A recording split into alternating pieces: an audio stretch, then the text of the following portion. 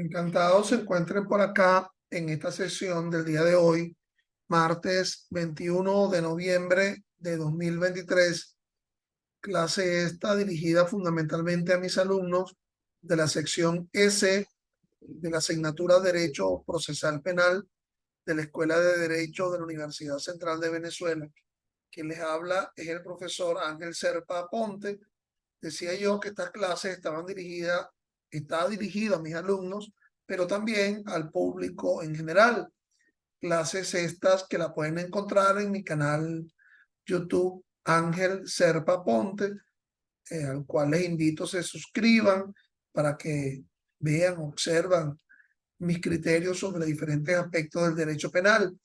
Hoy nos convoca el tema de la introducción al debido proceso extensivo o residual, específicamente frente al caso venezolano.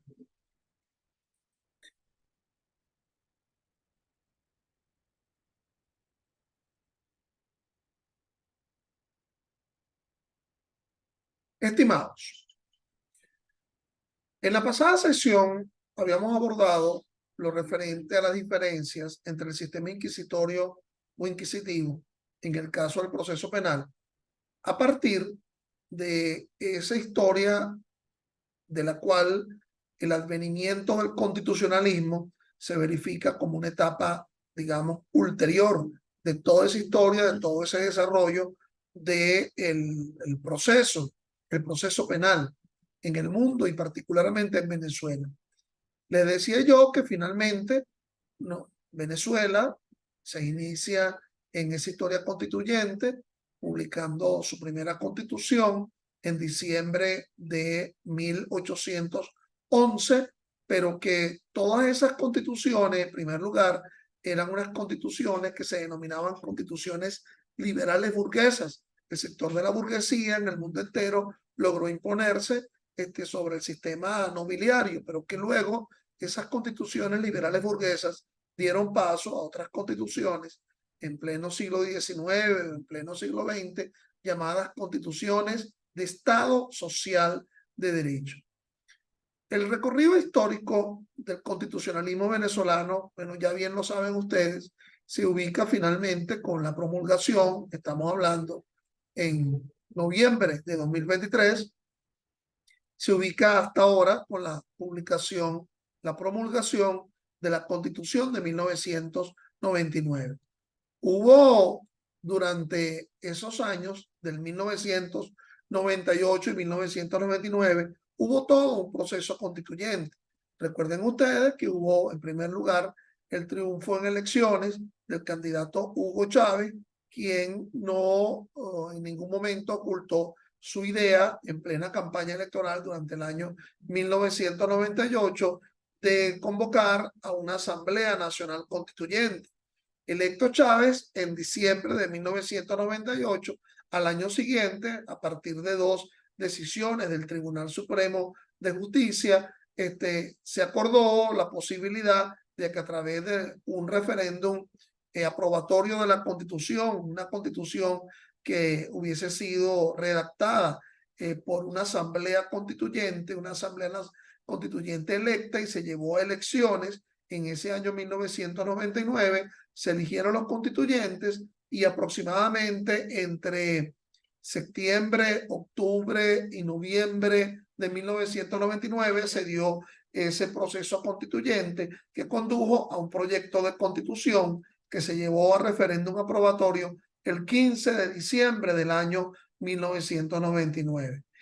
Ese proyecto fue aprobado con una minoría un tanto escasa, una mayoría, mejor dicho, un tanto escasa, no una mayoría lo suficiente, en todo caso muy inferior a la que hizo llevar a Chávez a la presidencia de la República en diciembre del año anterior, del año 1998, y se publicó esa constitución el 30 de diciembre del año 1999. Después, que por razones de sintaxis, de estilo, pretendiendo abordarse que por razones formales se publicó nuevamente el 24 de marzo de 2000, no con pocas correcciones al propio texto que había sido publicado originariamente el 30 de diciembre, pero eso sí, se incorpora una exposición de motivos en esa publicación del 24 de marzo de 2000.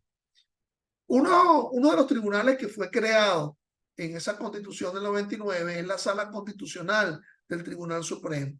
Dejó de ser la Corte Suprema de Justicia para configurarse en el Tribunal Supremo de Justicia, con una sala político-administrativa, con una sala de casación penal, con una sala de casación civil. Estas tres salas ya provenían también a la usanza anterior en la Corte Suprema de Justicia, pero ahora se incorpora una sala social y una sala electoral, además de una sala constitucional.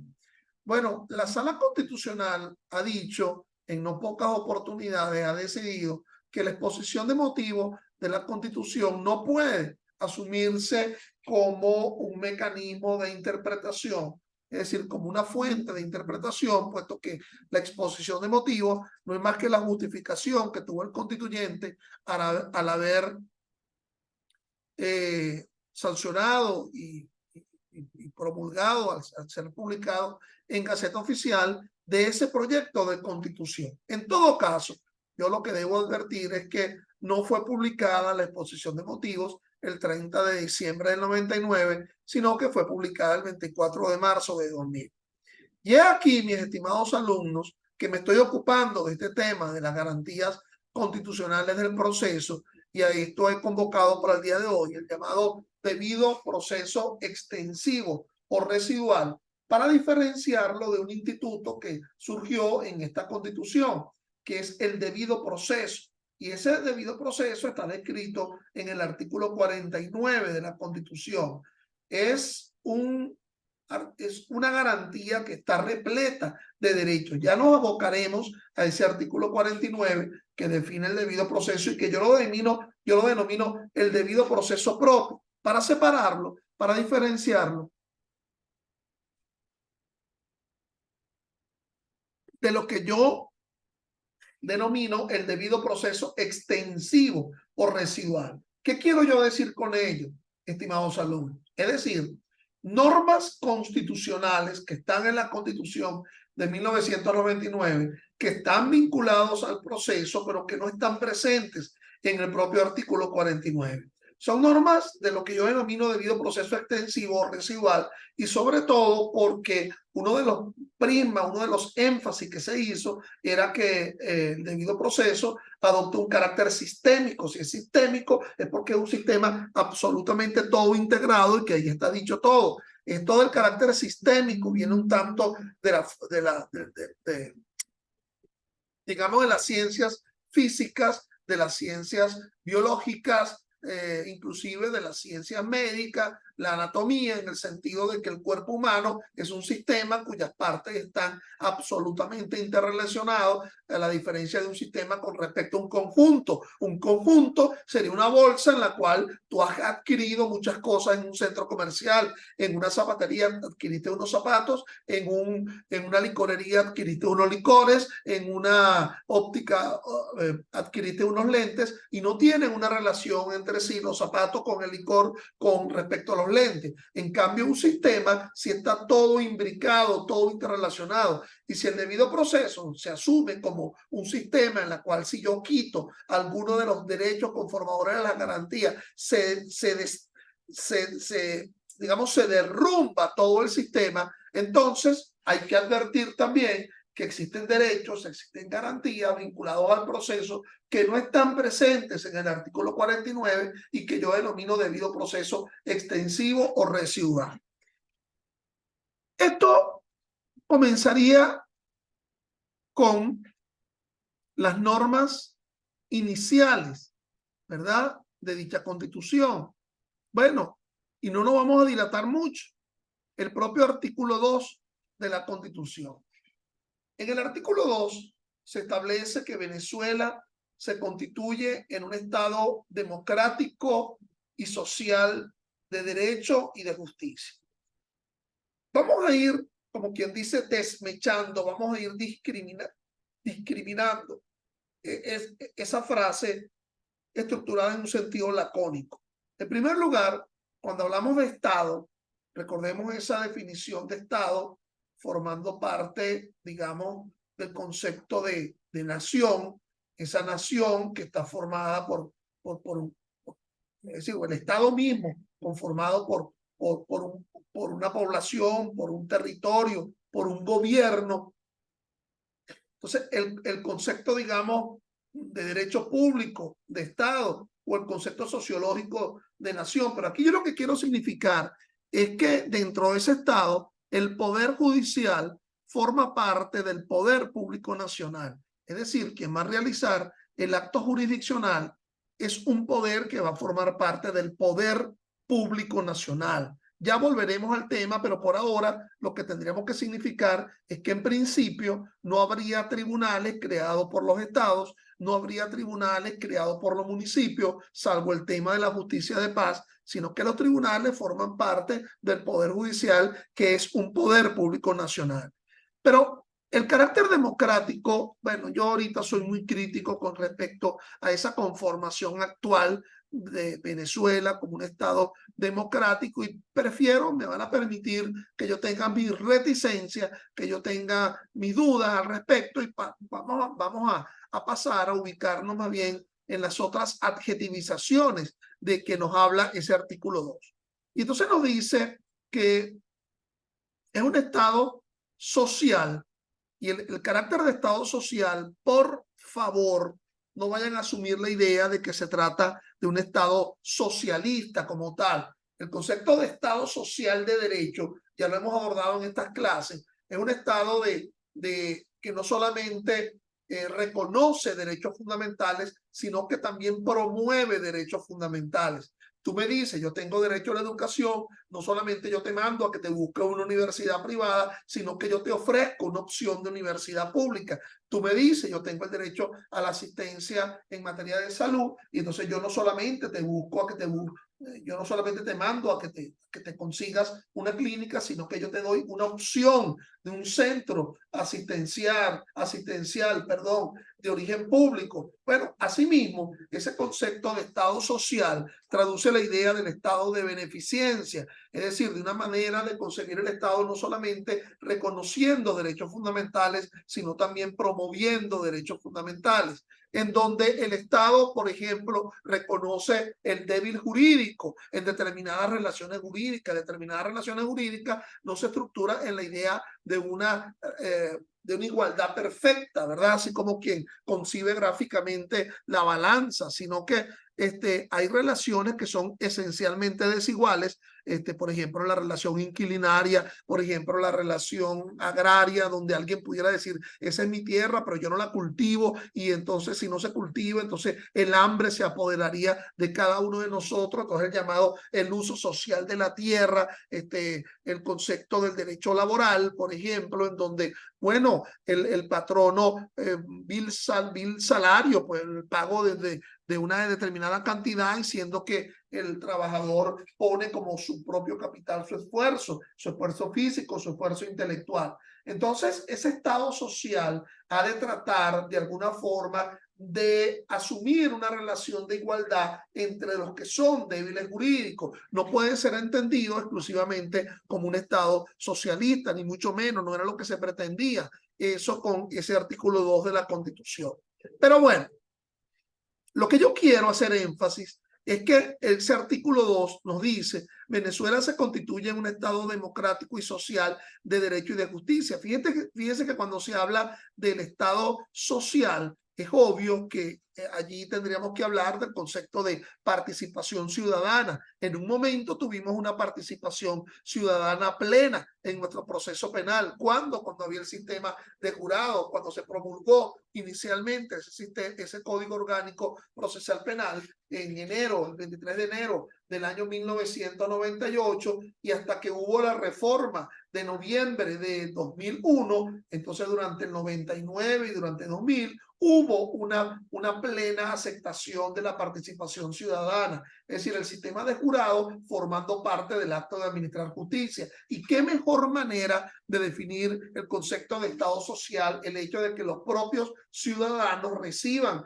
una notificación para que formen parte del acto de administrar justicia, independientemente de que sepan derecho o no, porque es un tema de máxima de experiencia exclusivamente, es un tema donde los legos o el jurado, más bien lo que se exigiera que no conociera derecho, que no fueran abogados, que por la vía de las máximas de experiencia, como lo indica el artículo 22 del Código Orgánico, decidiera. Entonces, bueno, qué mejor manera de conseguir ese estado social. Ese bonito sueño desapareció porque la participación ciudadana, que era plena con el sistema de jurado, después devino en el sistema de escabino, es decir, dos legos que no conocían de derecho se encontraban conformando un tribunal mixto con un juez que era abogado, pero hasta ello también fue eliminado. Entonces, definitivamente en la reforma 2012 del Código Orgánico Procesal Penal se eliminó el sistema de escabinado que hacía un tribunal mixto. Bueno, y hasta que ahorita lo que tenemos es un sistema unipersonal. Ese bonito sueño de la participación ciudadana que muchos países lo tienen, no solamente en el ámbito anglosajón, bueno, desapareció de nuestro ámbito. Pero vamos a volver al concepto de Estado social, de derecho y de justicia. Cuando se habla de derecho, Estado de derecho, aquí debemos tener mucho énfasis que nos estamos refiriendo a los llamados principios de legalidad. En el caso penal, son dos los principios de legalidad de mucha importancia. Uno el sustantivo y el otro el adjetivo. En el caso del sustantivo, es el que se expresa en el artículo 49, numeral 6 de la Constitución. Esa famosa mención que está en el artículo 1 de nuestro Código Penal. Veámoslo. El debido proceso se aplicará a todas las actuaciones judiciales y administrativas. En consecuencia, numeral 6. Ninguna persona podrá ser sancionada por actos u omisiones que no fueren previstos como delitos, faltas o infracciones en leyes preexistentes.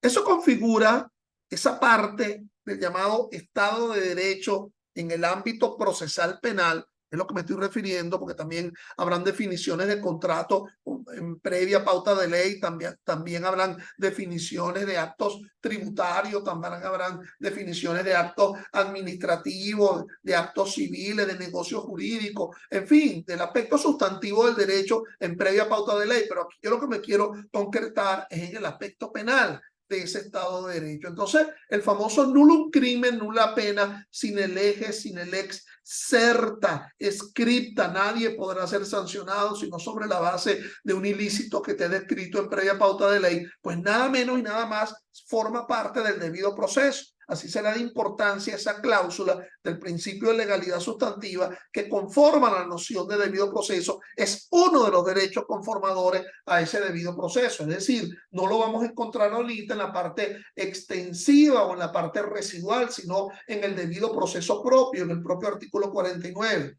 Pero el siguiente, el llamado debido proceso adjetivo, evidentemente ese sí forma parte de un debido proceso extensivo, porque no solamente basta el debido proceso sustantivo, sino hace falta también el debido proceso adjetivo. Y ese está descrito en el artículo 253, párrafo primero de la Constitución. Corresponde a los órganos del Poder Judicial conocer de las causas y asuntos de su competencia mediante los procedimientos que determinen las leyes. Es decir, los delitos, faltas, crímenes están descritos en previa pauta de ley, en una ley penal sustantiva, pero también los actos procesales están descritos en previa pauta de ley. Es decir, los actos procesales, para que se cumpla el principio de legalidad adjetivo, han de estar descritos en previa pauta de ley. Bueno, y no es otro más que el llamado Código Orgánico Procesal Penal, donde se describen estos actos procesales, pero también existen otras leyes complejas que describen actos procesales. Por ejemplo, la ley orgánica de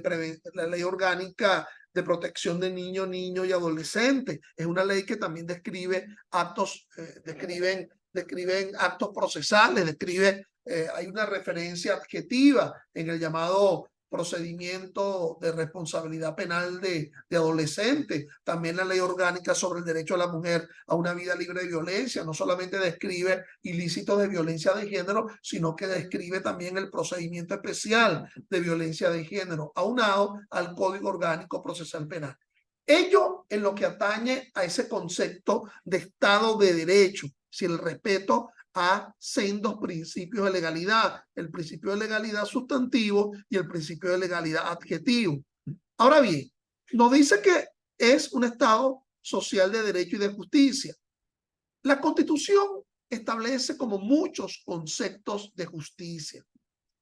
Ustedes saben, bueno, que también las máximas, la doctrina, también establece muchos conceptos de justicia, darle a cada quien conforme a su capacidad. Bueno, el concepto de Ulpiano, allá desde el viejo derecho romano. Nuestra Constitución, se darán cuenta que tiene tantos conceptos como un concepto cuantitativo, como un concepto cualitativo de justicia. Ejemplos sobran. Allí nos encontraríamos como un ejemplo de un concepto cualitativo de justicia, el artículo 41, donde dice, se garantizará el pago de igual salario por igual trabajo. Entonces, bueno, se es justo en justicia cuando alguien que desempeñe el mismo trabajo que otro tenga derecho a devengar el mismo salario de otro. Pero también hay una relación cuantitativa, por ejemplo, el dosado constitucional, la cantidad de recursos que desde la administración central se asignada a los estados tiene una relación directa a la cantidad de habitantes, pero también uno puede encontrar que esa noción cuantitativa guarda la idea de los recursos que se encuentran en dicho estado. Por ejemplo, hay una norma, el artículo 256, el numeral 16 de la Constitución, que establece un buen ejemplo de una justicia cuantitativa. La ley establecerá un sistema de asignaciones económicas especiales en beneficio de los estados en cuyo territorio se encuentren situados los bienes que se mencionan en este numeral. Es decir,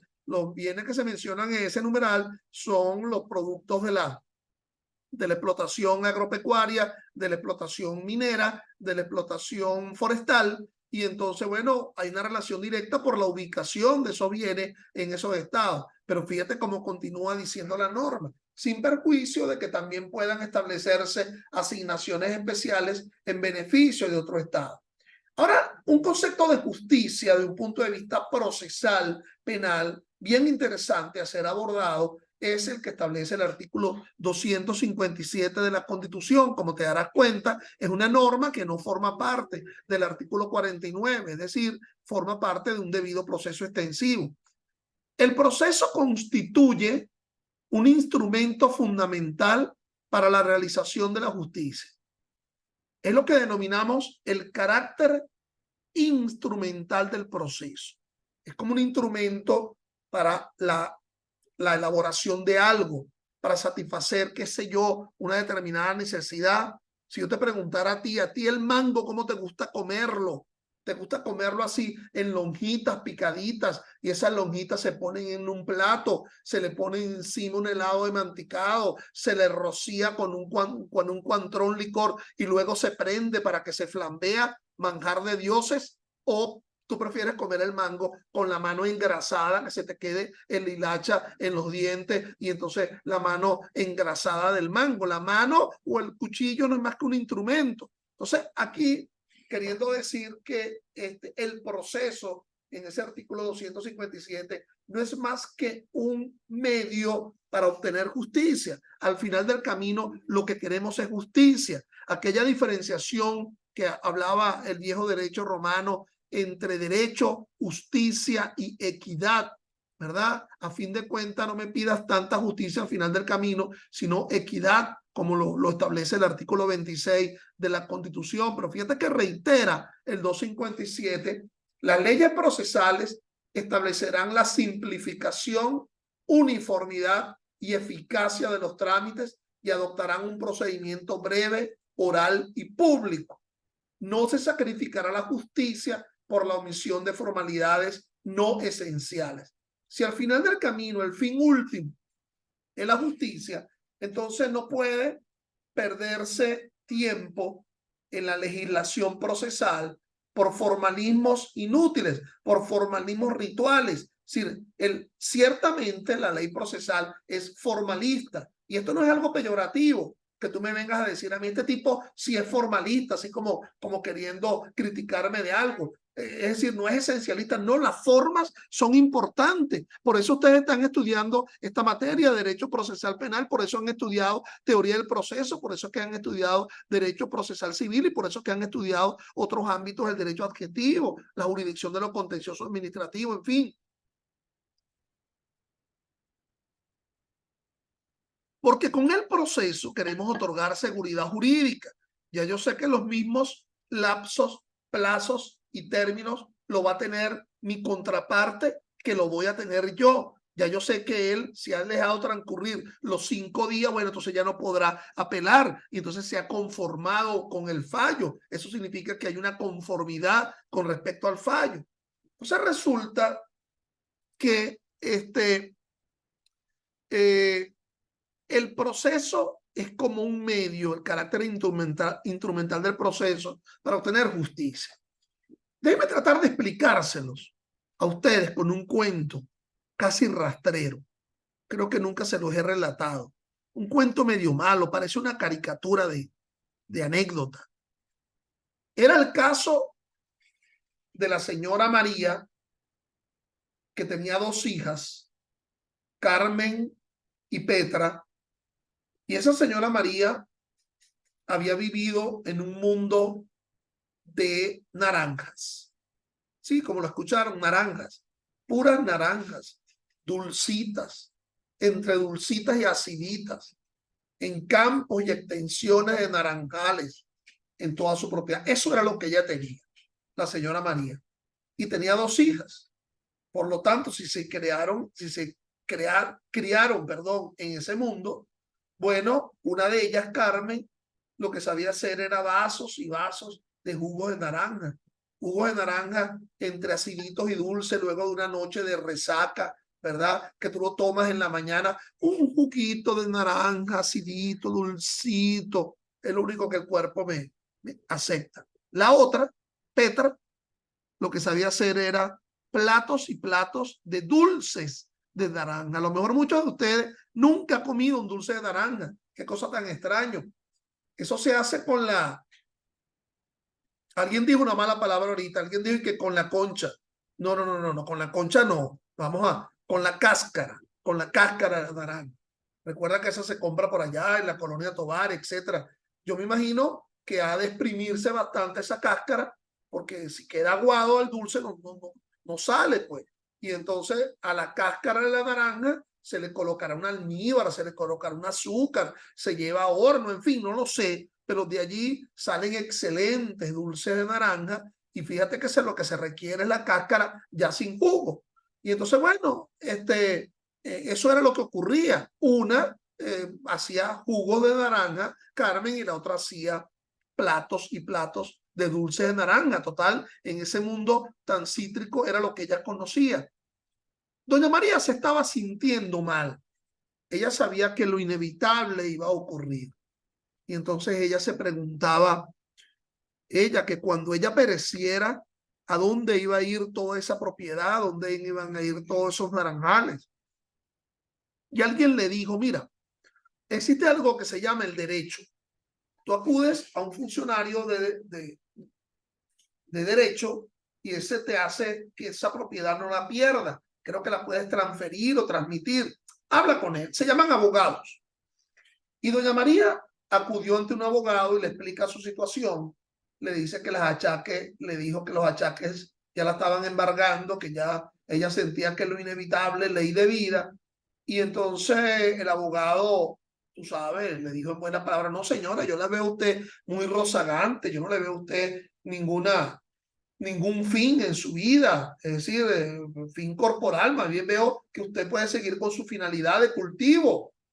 No, déjese de aspectos, adelante, déjese de aspectos y entonces resulta que le dijo el abogado, sí existe algo que se llama el testamento. Ciertamente existe algo que se llama el testamento, es un negocio jurídico, es algo de derecho, usted manifiesta su voluntad, su objeto, su causa, y puede hacer transmitir sus bienes. ¿Y cómo es eso? Bueno, usted me manifiesta su voluntad libre de apremio y coacción, yo lo redacto, yo lo registro, yo lo inscribo, y eso va a ser una manifestación de su voluntad. Así pasó. Y llegó el momento en donde lo inevitable ocurrió, doña María perece, lamentablemente. Y entonces nos encontramos en ese momento expectante, casi sacramental, donde el abogado está leyendo el testamento y ahí se queda con los ojos bien abiertos las dos hijas que tuvo la señora María, Carmen y Petra. Y entonces lee el abogado con aquella parsimonia, aquel boato, ¿verdad? Pompa y circunstancia. Decía, es mi voluntad, María. Por cierto, ¿cuál sería el apellido de María? Porque no, vamos a ponerle Naranjo. María Naranjo Maduro. Es mi voluntad que los bienes que estoy dejando, que son 2 naranjas. Eso fue lo único que dejó. Le dije que el cuento era malo, ¿ok? Que era casi un cuento rastrero. Era 2 naranjas, fue lo que dejó la señora exclusivamente. Es mi voluntad que esas 2 naranjas, en caso de muerte, de yo muerta, vayan a pasar a mi hija Petra. Fin del testamento. No digo más nada. Bueno, entonces yo le preguntaría a alguno de ustedes, ¿eso será de derecho? Por favor, no me vayas a salir con el temita de la legítima.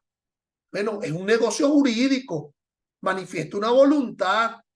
No hay nada que afrente la voluntad. Ustedes saben que lo que afrenta la voluntad es el error, el dolo. Y además allí se está manifestando un objeto, una causa, una voluntad. Nada frente a la voluntad, la causa de muerte. Objeto, que alguien sea propietario. Ahora, es justo esa resolución que hizo María, esa decisión, es justo, es de justicia. Bueno, aquí nos encontramos con un problema, ya yo te dije que hay como muchos conceptos de justicia en la propia Constitución, ¿ok?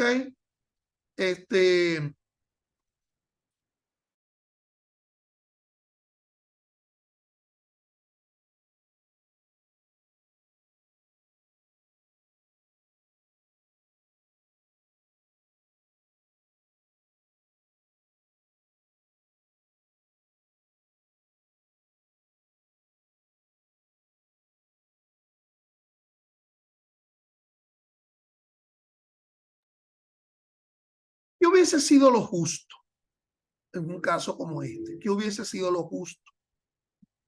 Bueno, dirá alguno de ustedes, darle una naranja a cada una de las hijas. O sea, que le hubiera dado una naranja a Petra y otra naranja a Carmen. Pero eso hubiera sido lo equitativo. O sea, ¿qué va a hacer Carmen con una sola naranja? Tú has ido a panaderías, etcétera, a pedir un jugo de naranja y sabes que con una sola cáscara no te lleva a ningún lado, que requiere 2 o 3, ¿ok? ¿Y qué va a hacer la otra con apenas una cascarita? O sea, el jugo a lo mejor, el dulce tiene que ser completo.